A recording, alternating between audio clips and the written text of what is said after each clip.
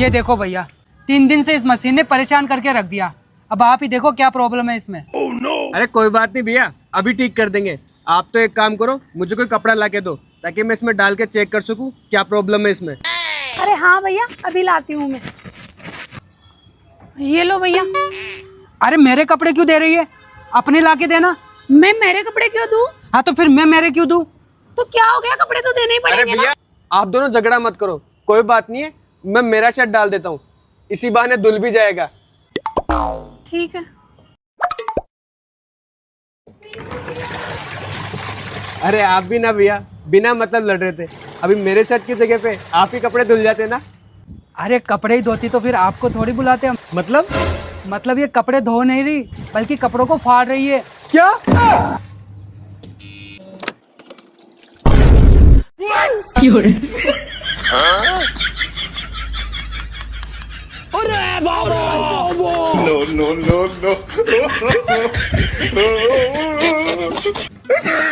अबे साले